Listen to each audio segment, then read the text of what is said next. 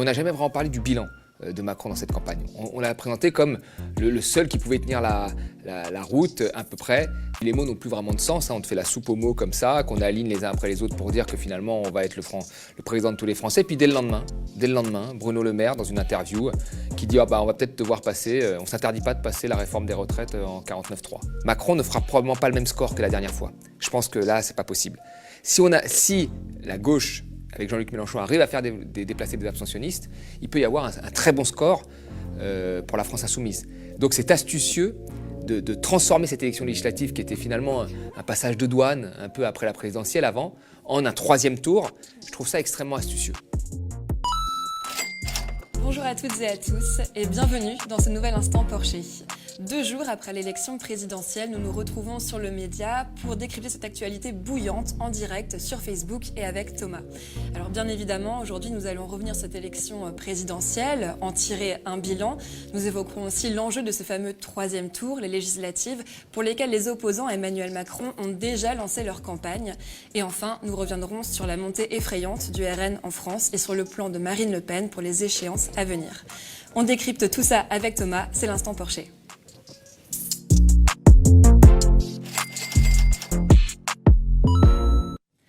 Cinq ans de plus, Emmanuel Macron a été réélu ce dimanche 24 avril pour un second mandat avec 58,8% des voix contre 41,2% pour Marine Le Pen. Jamais le parti d'extrême droite n'avait réalisé un tel score. L'abstention, elle aussi, a atteint un taux record. 28,01% des inscrits ne sont pas allés voter au second tour. Après 1969 et 2017, c'est seulement la 3e fois que l'abstention augmente entre les 2 tours. Alors toi, Thomas, quel est le bilan que tu tires de cette élection présidentielle? Quand on regarde les forces qui se dégagent, on voit 3 blocs. Il y a le bloc PS-LR, en fait, le bloc centriste, mais plutôt centre-droit, incarné par Macron.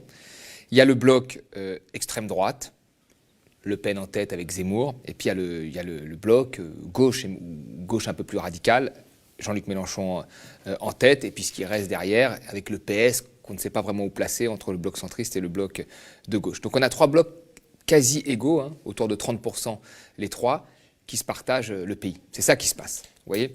Et c'est ça le bilan de cette élection. Et c'est sur ce bilan-là qu'il va falloir après discuter des législatives. Et ce que l'on a vu aussi dans cette campagne-là, c'est que ça a été pour le président une campagne éclair. Pourquoi c'était une campagne éclair ? Parce qu'il y a eu un certain nombre d'éléments conjoncturels, comme la pandémie qui est arrivée, c'est-à-dire en dehors du programme de Macron au départ.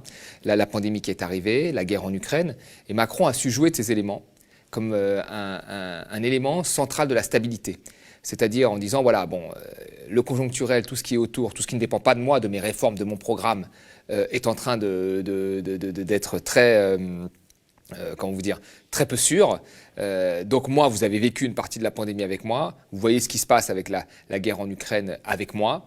Si vous voulez que les choses ne bougent pas, qu'elles restent ce qu'elles sont, votez pour moi. Et c'est ça, en fait, qui, à mon avis, explique les 28%. Parce que, en réalité, là, sur le programme de Macron, quand on voit sur les 5 années, il y a eu une première année libérale, après il y a eu le quoi qu'il en coûte avec la pandémie, puis après il y a eu la guerre en Ukraine. Et on n'a jamais vraiment parlé du bilan de Macron dans cette campagne. On l'a présenté comme le seul qui pouvait tenir la route à peu près face à 2 autres extrêmes où il y avait potentiellement un risque. C'était un peu ça la petite musique de fond qui nous était présentée. Donc cette élection a été un petit peu bizarre même sur la forme, puisqu'on a notre président qui n'a fait campagne qu'à partir du 2e tour, plus ou moins. Avant, il voyait que les sondages étaient bons, donc il ne voulait pas descendre dans l'arène. Et puis on a des scores très forts de l'extrême droite et de la gauche radicale incarnée par Mélenchon. Donc là, le paysage politique ne ressemble en rien à celui qu'on a connu ces dernières années. Alors après sa victoire dimanche soir, Emmanuel Macron s'est exprimé lors d'un discours au Champ de Mars à Paris. Alors, il faut dire que c'était un discours assez convenu, avec des passages obligés comme « je ne suis plus le candidat d'un parti, mais le président de toutes et tous ». Il a déclaré que c'était de sa responsabilité de trouver une réponse aux colères exprimées lors de cette élection. Et puis des promesses, un projet humaniste, social et écologique. Et surtout un nouveau quinquennat qui ne sera pas la continuité du précédent. Je cite « 5 années de mieux, donc au service de notre pays ». pays et de notre jeunesse. Les médias ont un petit peu ajouté en disant que voilà, rien n'était gagné. Toi, Thomas, avec Emmanuel Macron comme président, à quoi est-ce qu'on peut s'attendre selon toi? Alors, ce qui est marrant, c'est que Macron a fait ce discours, je l'ai entendu, où c'est un petit peu la soupe au logo, quoi. Social, écologique, c'est social, écologique, libéral, enfin, voilà, il te met tout un peu dans le même. Et puis les mots n'ont plus vraiment de sens, hein, on te fait la soupe aux mots comme ça, qu'on aligne les uns après les autres pour dire que finalement on va être le président de tous les Français. Puis dès le lendemain, Bruno Le Maire, dans une interview, qui dit on va peut-être devoir passer, on ne s'interdit pas de passer la réforme des retraites en 49.3. Donc là, ça veut tout dire. On connaît le programme. Le programme, on le connaît, il est prévisible. Il y a un certain nombre d'engagements qui ont été pris avec l'Europe sur le plan de relance, pour bénéficier du plan de relance européen. Aujourd'hui, on a creusé nos déficits, on a une dette qui augmente comme dans tous les pays. Ce n'est pas vraiment un problème en réalité. Mais pour bénéficier des plans de relance, pour de la souplesse de Bruxelles, etc., on a fait des engagements. Et les engagements, c'est une réforme des retraites, hein, la réforme de l'assurance chômage, elle a déjà été faite, et des coupes sur les aides sociales, puisqu'à un moment, il faut soit vous taxer plus, mais Macron, là, dans son programme, c'est des baisses d'impôts de production sur les entreprises, soit vous coupez sur la dépense publique. Et là, on voit bien que le but, c'est de couper sur la dépense publique et de faire des économies. Sur qui? Sur les chômeurs et sur les retraités. Donc, ça va être un programme qui va être très difficile pour les classes populaires, encore une fois, là, pour les vieux et les chômeurs. Donc, on reste dans la même logique, en fait, du premier Macron de 2017. Le premier Macron de 2017, c'était très libéral. On se souvient de la réforme de la loi travail, de la baisse de l'ISF, de la flat tax, tout ça, de la baisse de l'impôt sur les sociétés, tout ça qui profitait que aux entreprises et aux 10% les plus riches. Et ceux qui en ont le plus profité, c'est les 1% les plus riches de son quinquennat. On le sait très bien maintenant, à qui on a donné une baisse de 4 milliards d'impôts alors qu'ils détiennent déjà 25% du patrimoine. C'est ça qui s'est passé. Et là, on va poursuivre ça. Il y a eu l'assurance chômage qui s'est faite en catimini pendant la pandémie à la fin. Puis là, maintenant, on va aller sur les retraites. Alors, ce qui est assez marrant quand même, je tiens à le dire, c'est qu'au début, c'était une retraite à points. Au début, ils nous disaient, on va faire une retraite à points, c'est super, ça va être plus de justice. Parce que chaque fois, ils nous disent ça. La réforme des retraites, c'est pour plus de justice sociale. Bon, au début, c'était la retraite à points pour plus de justice sociale. On voit les chiffres en Suède, parce que Macron disait s'inspirer de ce modèle suédois. 90% des Suédoises avaient vu leur retraite baisser. Hein. Mais bon, c'était pour plus de justice sociale, hein, nous disait-on. Puis maintenant, ça ne marche plus. Au début, on ne devait pas augmenter l'âge de la retraite parce qu'on faisait la retraite à points, mais ça ne marche plus. Donc maintenant, on augmente l'âge de la retraite en gardant la retraite par répartition, avec les conséquences que l'on sait, hein, des gens qui travailleront plus longtemps et des gens qui ont des travails difficiles, qui auront du mal à travailler plus longtemps. Mais voilà, tout ça n'est jamais détaillé parce qu'ils savent que plus on détaille, plus on voit qu'il y a un loup, hein, comme la retraite à points. Donc on ne dit rien et on dit voilà, c'est pour la justice sociale qu'on fait ça, parce qu'on n'a pas tous la même difficulté au travail et ainsi de suite. Bon, on sait très bien que le but de cette réforme, elle n'a qu'un seul but, c'est pas la justice sociale, c'est de faire des économies. Pourquoi on doit faire des économies? Parce qu'on a le plan de relance et parce qu'on a fait le quoi qu'il en coûte, c'est tout. Alors, lors du débat d'entre-deux tours la semaine dernière, Emmanuel Macron a reconnu qu'il avait échoué durant son quinquennat à réaliser la révision constitutionnelle qu'il souhaitait réaliser. Lui qui a toujours désiré rénover la vie démocratique, qu'on cette fois-ci s'y prendre par une commission transpartisane, c'est-à-dire une structure où toutes les forces politiques puissent s'exprimer. Est-ce qu'on peut vraiment croire à ce changement de méthode ? Alors là, c'est très marrant. Alors c'est vrai qu'il voulait un peu plus de proportionnalité, une dose de proportionnelle qui a été rejetée. Mais moi, ce que j'ai vu là, toutes les dernières crises qu'il y a eu, la crise des Gilets jaunes, qui a été la plus grosse crise finalement de son quinquennat, parce que c'était une réponse à sa politique. La pandémie, c'était pas de sa faute, et l'Ukraine, il s'en est servi, c'était pas de sa faute non plus. Là, c'était une réponse à sa politique. Et qu'est-ce qu'il a fait? Pour embrouiller les choses, c'est vrai qu'il a lâché du lest, hein. Il a lâché 10 milliards, plus ou moins.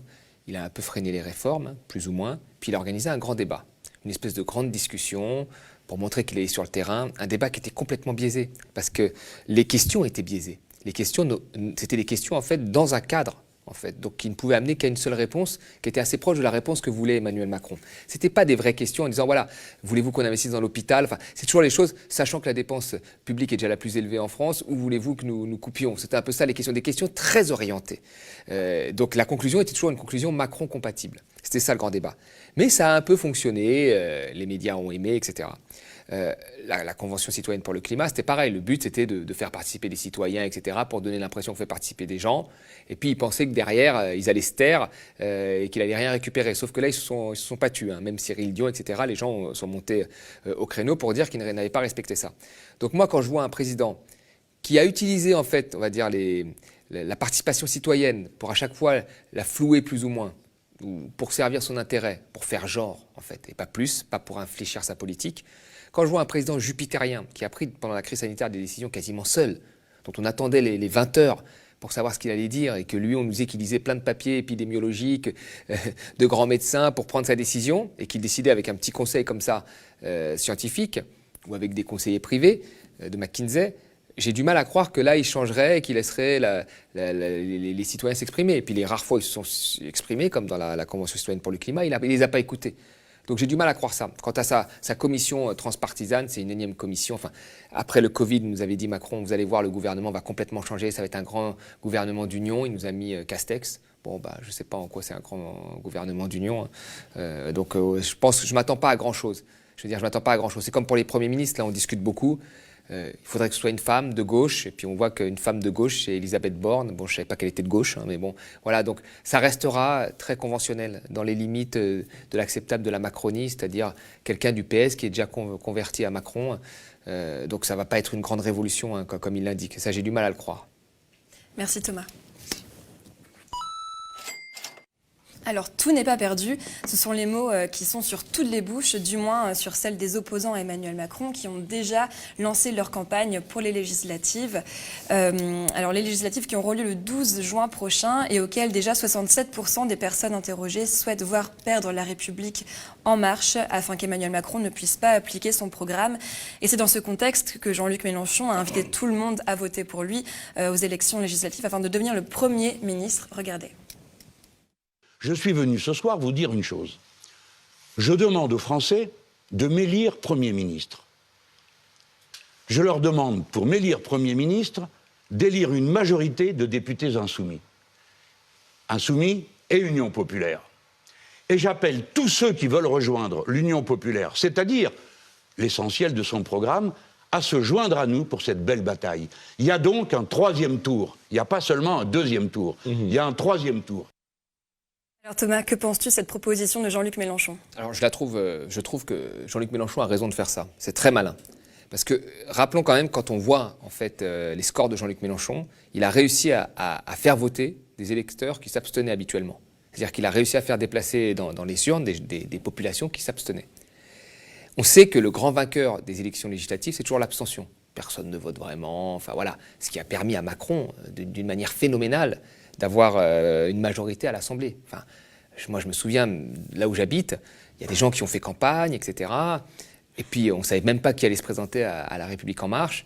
Et l'affiche du candidat de La République En Marche, c'était le seul candidat La République En Marche. C'est tout. C'était ça son affiche, pas de campagne, rien, il a gagné. Vous voyez ? Alors, il y avait des autres qui essayaient de dire PS, Macron-compatible. Vous savez, il y avait ces affiches avec le président, tu vois, PS avec le président. Il faut s'en souvenir de ça, hein, parce que des gens du PS étaient avec le président. Hein, ouais, il faut s'en souvenir. Non, mais il faut s'en souvenir, parce que les partis ont une histoire. Et il n'a pas fait campagne, il a gagné. Donc je trouve ça très astucieux. Jean-Luc Mélenchon est capable de faire se déplacer des abstentionnistes. Si les abstentionnistes se déplacent, il a une chance plutôt faible, mais il a une chance quand même d'avoir une majorité. Si lui, il les déplace plus que les autres, pourquoi pas ? Moi, je pense que Macron... Alors, le problème, il y a ces trois blocs. On est sur ces trois blocs. Hein. Extrême droite, gauche extrême avec Mélenchon et macroniste. Macron ne fera probablement pas le même score que la dernière fois. Je pense que là, c'est pas possible. Si la gauche, avec Jean-Luc Mélenchon, arrive à faire déplacer des abstentionnistes, il peut y avoir un très bon score pour la France insoumise. Donc, c'est astucieux de transformer cette élection législative, qui était finalement un passage de douane, un peu après la présidentielle avant, en un troisième tour. Je trouve ça extrêmement astucieux. Voilà. Et cette fois-ci, la gauche espère faire force. Pour la première fois, le PS a proposé à la France Insoumise une alliance. Alors au départ, ils ont refusé, ouvrant la discussion uniquement avec les écolos et le PS, et les communistes. Mais il y a eu du changement ces dernières heures, puisqu'une première réunion va avoir lieu ce mercredi 27 avril entre le PS et la France Insoumise. Alors au vu de cette rencontre, Thomas, toi, quelles sont les conditions idéales pour que ça se passe bien et qu'il puisse y avoir une union de la gauche ? Il y a des partis qui s'assemblent plus ou moins. Les partis, c'est même très difficile. Je veux dire, il y a plutôt des candidats. On voit qu'il y a des candidats qui ont toujours été pour l'union, sans exclure la France insoumise, ce qui n'était pas le cas de toute la gauche. Pendant très longtemps, la gauche voulait exclure la France insoumise. Mais il y a des candidats qui ont parlé avec des gens de la France insoumise, qui ont toujours été plutôt bienveillants. Aujourd'hui, c'est le parti leader, c'est le parti qui décide. C'est la loi de la politique, c'est le parti qui doit être central dans les négociations. Les autres sont des petits partis. ils savent bien négocier, ils ont une capacité de négociation très forte, les petits partis. Franchement, ils ont réussi à avoir des postes d'adjoints, de ministres parfois, ils savent négocier, c'est même leur boulot, je crois que c'est même pour ça qu'ils sont les meilleurs, négocier. Je pense que pour le reste, ils sont un peu moins bons. Quand il faut aller dans la rue voir les gens, je pense que voilà. Quand il faut prendre une position ferme, je pense qu'ils ont plus de mal. Mais négocier, ils savent faire. Donc voilà, c'est la négociation qui va s'ouvrir autour de la France insoumise qui est vainqueur. Maintenant, je pense qu'il faut faire du cas par cas. C'est-à-dire qu'il y a des gens qui prennent des positions, sont-ils compatibles? C'est une interrogation. Quand moi je vois Olivier Faure, il y a encore un jour ou deux, dit la retraite à 60 ans, 40 annuités, ça ne peut pas être applicable à tout le monde, les cadres, ça coûte trop cher de mettre la retraite à 60 ans, les cadres, ils peuvent bosser plus longtemps. Olivier Faure, c'est très bien, mais les cadres, ce n'est pas les cadres des années 80-90, les cadres d'aujourd'hui. Les cadres d'aujourd'hui, là, qu'on bac plus 5, là, ils gagnent combien? Ils gagnent 2000 balles, ils vivent dans des studios dans Paris ou en Ile-de-France, parce que 80% des emplois de cadres dans les services sont en Ile-de-France. D'accord? Et ce n'est pas souvent là que les gens ont envie de vivre. Ils sont sous la pression de l'actionnariat privé qui leur demande toujours des rendements de dingue. Non mais c'est ça aussi être cadre. Et ces gens-là, ils sont fatigués. Quand vous leur parlez, ils n'aiment pas forcément leur travail, on leur demande plus de travail et leur salaire augmente moins vite qu'avant. Ils se sont appauvris même ces 15 dernières années. Et ils vivent dans des studios. Le déclassement des cadres, c'est une vraie réalité. Et là, on va dire, non, mais cadre, maintenant, t'es tranquille. Alors oui, c'est pas ouvrier, t'es pas dans les mines, mais c'est pas aussi le bonheur. Et ces gens-là, on va dire, tu peux bosser jusqu'à 65 ans, c'est super, parce qu'il faut économiser quelques milliards par-ci, par-là, que le PS n'a pas économisé dans le CICE, le pacte de responsabilité. Parce que quand il fallait baisser les charges pour les entreprises, ils étaient contents, le PS. Ça devait créer 1 million d'emplois, ça en a créé 100 000. Donc là-dessus, vous voyez, par contre, faire travailler des cadres plus longtemps, cadres, c'est la belle vie. Olivier Faure, il faut qu'il retourne voir des cadres jeunes, là, c'est pas la belle vie. C'est dur aussi pour eux. Donc, non, je pense qu'il faut faire une clarification.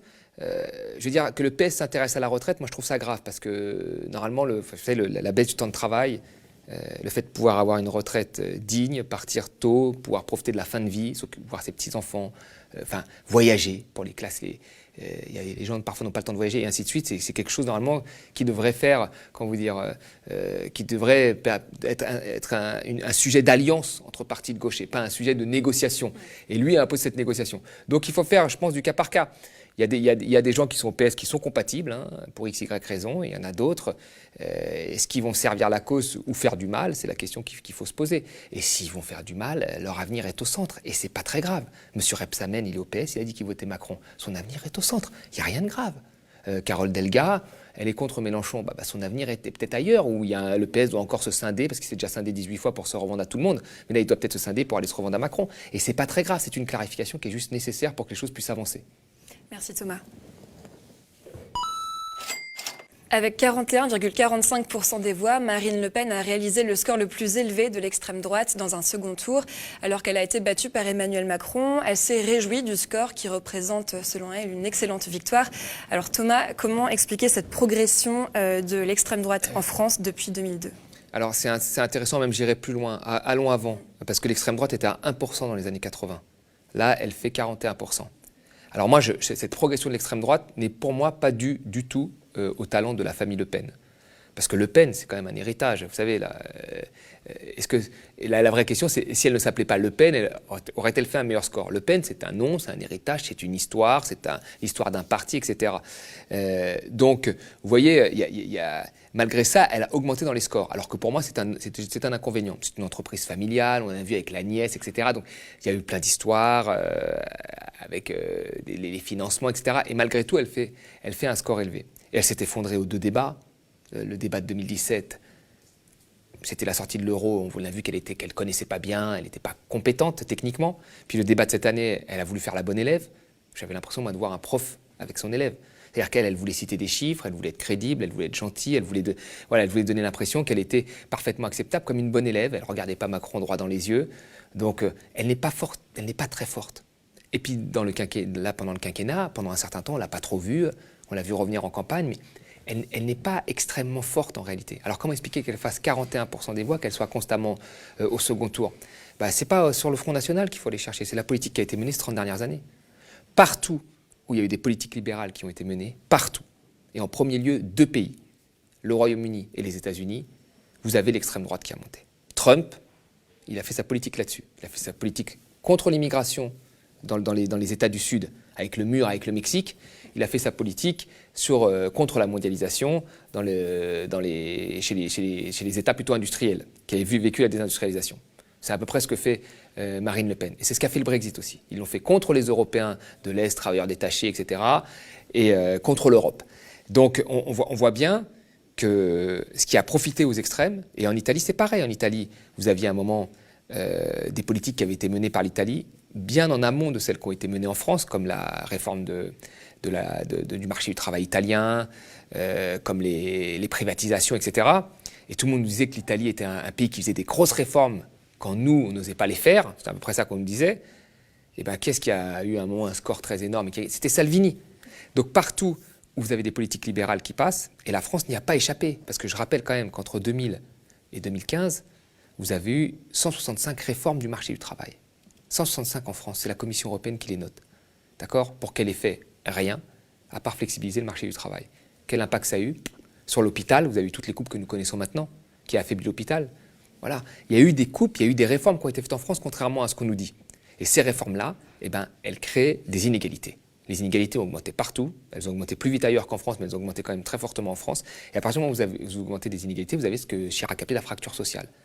Et donc cette fracture sociale, qui a profité en grosse partie à Marine Le Pen, qui a détourné en fait, grosso modo, les effets du libéralisme en trouvant un coupable idéal, l'immigré, voilà, ce qui est plus simple que d'expliquer les méfaits du libéralisme et tout.